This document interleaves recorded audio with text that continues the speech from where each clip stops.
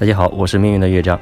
伴随着剿灭主脑的终极命令下达，格里芬全军出击，成立至现在的诸多败绩似乎即将冲刷洗净，最终的时刻即将来临。命运的量子真的归位在了预定的轨道吗？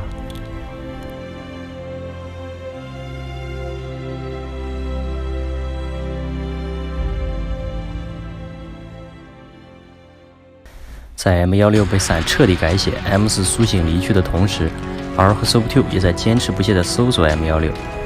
安杰作为帕斯卡现在唯一的依靠，无论回收无人机还是保护 M4 和 AR 小队的安全，都只能托付于他。而安杰对军方诡异的联合军演存疑已久，这也正是调查的机会。 M4 乘帕斯卡私人直升机出发，因军演区管制无法进入，此时安杰出现，以伪造的身份协助 M4 进入封锁区。因前线消息封锁，安杰让 M4 在附近的安全屋等待，自己联系指挥官。指挥官接到消息，立刻派遣 XM3 小队接应 M4。在安全屋休息的 M4 梦到了和 M16的告别。此时解开心智限制的 M4 耳边响起了欧加斯的呼唤。M4 对欧加斯抱有巨大的敌意，万分抗拒交流。XM3 赶到叫醒了 M4， 接应他赶往前线。同一时间 ，R 和 SOP2 回收了 M16的武器库，撤退时却被法官围困。同时，内阁府小队赶到支援，双方激烈交火。而 M4 在转移途中被铁血截击，铁血的炮击导致 XM3 小队全灭。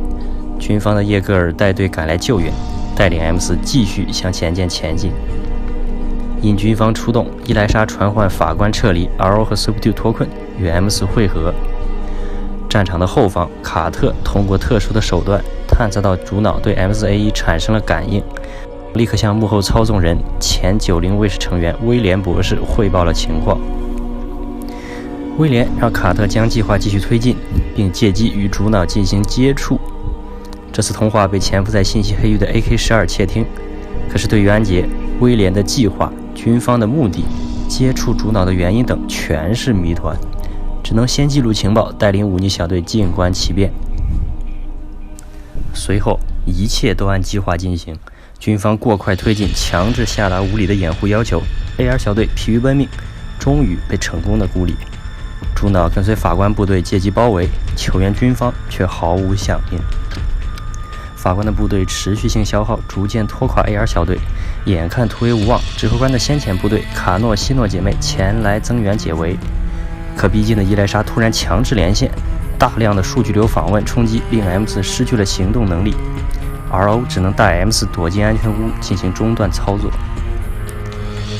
M4 再次听到了欧加斯的呼唤，自己过去缺失的记忆逐渐浮现，那是属于自己曾经的本源人类女孩露尼西亚的记忆。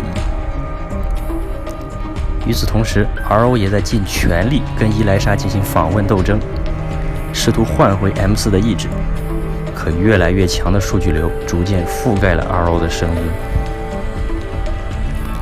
安全屋的外围眼看防守即将崩溃，军方部队突然赶到，击退了法官。可他们带来的却不是增援。军方展开了屏蔽网，断开小队与指挥官的通讯。叶戈尔下令抹杀在场的所有人形，炸开了安全屋的大门。而即将结束断线操作的 RO 也被叶戈尔杀害。失去 M4 连接的伊莱莎撤退，同时下令代理人释放伞的全部能力。格里芬部队大范围反叛，全线崩溃，总部发布了格里芬大撤退的命令。AR 小队失去联系，却又陷落在伞的覆盖圈内，无法救援。无计可施的指挥官接到了安杰的秘密通讯，只能选择相信安杰，并提供给他 M4 的坐标。炼狱的大门才刚刚打开。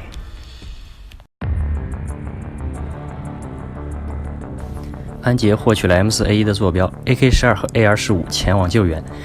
到达现场后发现 SOP2 失踪， RO 的核心被挖走， M4 失去意识留在原地。不管军方出于什么目的，救走 M4 是第一要务。AK-12对 M4 的断线操作导致 M4 无法行动，而此时的 M4 面对军方的突然背叛和 AR-15的出现，一时间混乱万分，无法接受。而铁血部队已经赶到，两人只能背着 M4 强行突破铁血的防线。因为伊莱莎对 M4的感应，三人东躲西藏依旧暴露，追击持续不断。电子特化的 AK-12连接破解仪器的军用人形抵挡住了攻势，掩护撤退。9分钟后，找到一处临时避难安全屋 ，AK-12连线安杰汇报情况。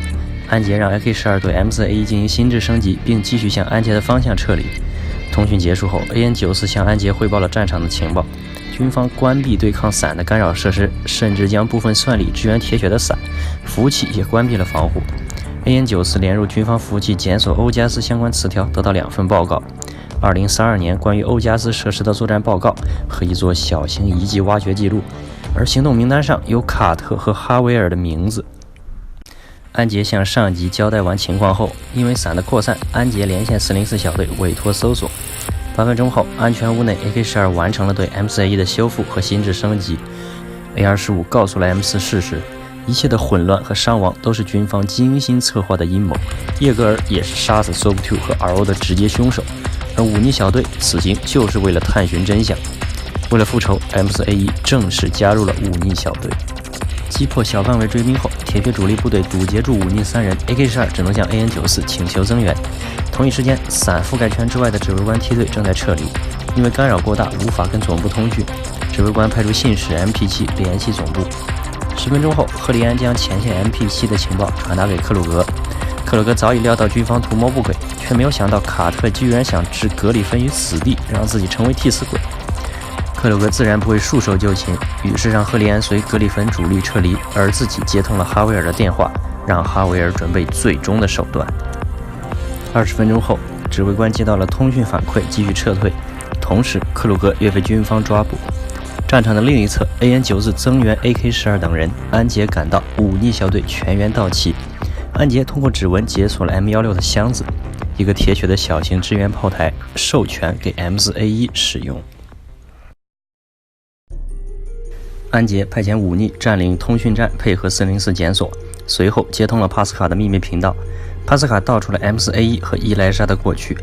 M4的心智制作基于人类小女孩露尼西亚的脑扫描。莱克获得了一份拷贝，以此为蓝本制作了超级 AI 伊莱莎。M4对于伊莱莎相当于灵魂。安杰也告诉帕斯卡，蝴蝶事件争端的焦点欧加斯与之相关的遗迹挖掘行动，哈维尔也在参与行列。随后，404小队赶到战场，安杰委托45定位铁血枢纽信息库，尽力搜寻欧加斯和蝴蝶行动的相关情报，抢在军方之前找到主脑。1小时后，军方坦克部队开始出动，同时帕斯卡查看 M16无人机运回的资料，在莱克死前的录像中找到了一份关键文件：开发日志 B 系统，欧加斯系统重启可能性评估。半小时后，404小队出动，夺下铁血中继站，借此定位铁血枢纽数据库。同一时间，指挥官梯队撤退中途遭到计量官堵截，计量官要求交换建筑师停止进攻，而指挥官因无法联络总部，双方谈崩，立刻交战。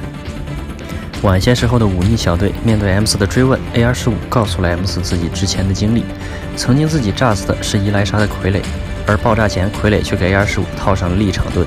A-25重伤濒死，被忤逆小队救走。经过修复改造，删除了保护 M4的核心指令，加入了忤逆小队。帕斯卡研究过半，接到哈维尔的通讯，警告帕斯卡停止研究欧加斯重启计划。莱克正因此招来杀身之祸。帕斯卡以安杰的情报质问哈维尔欧加斯系统的真相，哈维尔万分震惊，为了保险，前往16 Lab 面谈。次日0点，军方攻入铁血巢穴。欧加斯为保护伊莱莎，黑入军方中枢服务器修改指令。低估了欧加斯运算能力的军方和威廉只能使用物理爆破断开连接，并启用备用线路开启最高级的主动防御。因为欧加斯全力入侵而放弃自身的伪装信号，威廉定位到伊莱莎的坐标并发给了卡特。几分钟之前，忤逆小队按计划穿越战场，突围进入军方中继站，入侵获得了必要术语。本想借机搜索格里芬指挥官的信息，却因军方突然启动的主动防御 AK-12被迫强制断开连接。同时围堵404小队的军方部队也因此停止了运作。404小队借机向铁血枢纽的数据库行进。军方坦克继续向铁血巢穴推进，代理人命令计量官部队回防，自己带队进攻格里芬。入侵枢纽服务器的404小队得到了欧加斯系统的情报，就被计量官赶回的部队拦下。安杰下令让刚完成任务的忤逆小队前往增援。1小时后，战场的另一侧，指挥官跟代理人的部队激烈交战，却只消灭了代理人的傀儡。代理人的本体突然出现，直攻指挥部。指挥官濒死之际，安杰出现和代理人谈判，告诉代理人，铁球的总部即将被军方攻破，为了让 M4 和伊莱莎见面，必须依靠格里芬的拖延。忤逆抵达铁血枢纽服务器外围 ，M4 再次听到了欧加斯的话语。欧加斯欺骗 M4，承诺和伊莱莎会面后会得到 R 和 SOP2 的消息。忤逆小队伪造成 M4 一人的信号，误导计量官分出部队围堵。404借机杀猪包围，截断计量官后续的部队。计量官以为抓获 M4，却没有想到忤逆小队全员在场。AK-12控制瘫痪的军方单位，击破铁血部队。404小队截断增援，孤立无援的计量官被 M4 亲手杀掉，两队成功撤退。凌晨6点，军方继续行动。安杰向上级汇报了自己对军方计划的猜测，请示空军增援。而安全局长认为，贸然冲突不仅是叛国行为，还会让国际敌对势力知道内乱的消息。上级让安杰尽力破坏军方的计划，而挂断了通讯。安杰只能让 AK-12继续跟踪军方的信号，并让 UMP-45窃听 M4 的心智。同时，哈维尔跟帕斯卡面谈，也接通了安杰的通讯，告诉了他们当年 OKB-413号遗迹挖掘行动时，最后关头因为意外而转瞬即逝的遗迹系统启动。遗迹的欧加斯不仅是一套全自动网络系统，欧加斯系统能被激活，蕴含浩瀚无边的能量。莱克和帕斯卡脱离九黎卫士后，9黎卫士偷偷将欧加斯系统送到莱克手上。莱克研究出了如何启动它，制造了伊莱莎。安全局便安排了蝴蝶行动，而军方借此介入，扭曲了蝴蝶行动，而成为了蝴蝶事件。蝴蝶行动不当场抢夺伊莱莎，正因为启动遗迹的关键钥匙需要自我进化成熟，而这次变乱正是时机已到。增援被安全局长否决，目前能扑灭这场燃油大火的只有一条路：制造一场更大的爆炸，耗尽氧气，熄灭火焰。战场上的忤逆小队接到了哈维尔的他索弹空投，安杰联系指挥官拖延军方攻势，而此时 UMP-45窃听了 M4 心智2级平层和欧加斯的对话。欧加斯想让伊莱莎和 M4 会面，安杰收到45的汇报，让404部队部署他索弹。安杰交代给 M4 一切，让 M4 单独行动，其余人设伏抓捕主脑。终于 M4 和伊莱莎在约定的地点会面。欧加斯同时欺骗了2人， M4 急于得到 R 和 SOP2 的下落，而伊莱莎却对此一无所知。交谈崩溃，愤怒的 M4 向伊莱莎发起了进攻，代理人现身保护，忤逆和404众人也一涌而出。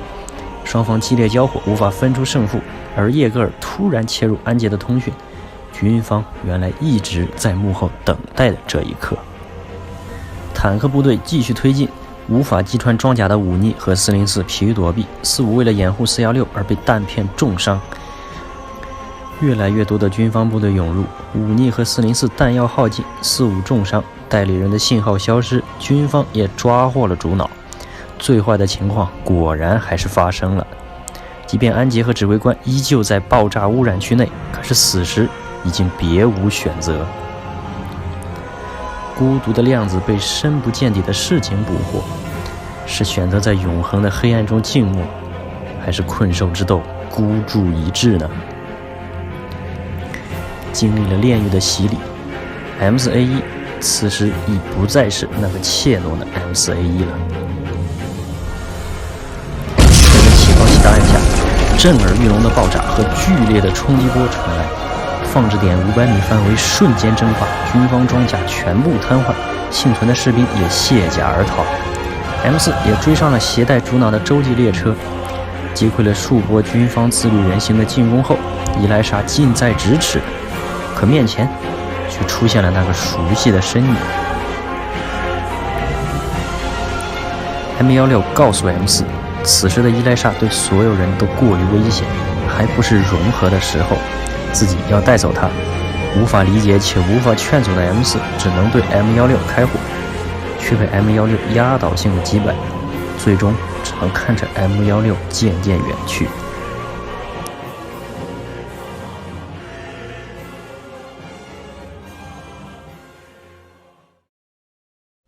命运飘摇的格里芬，在诸方势力的利益战场之下，犹如游离于扭曲立场中的孤独量子，围困于深不见底的世界，望洋兴叹。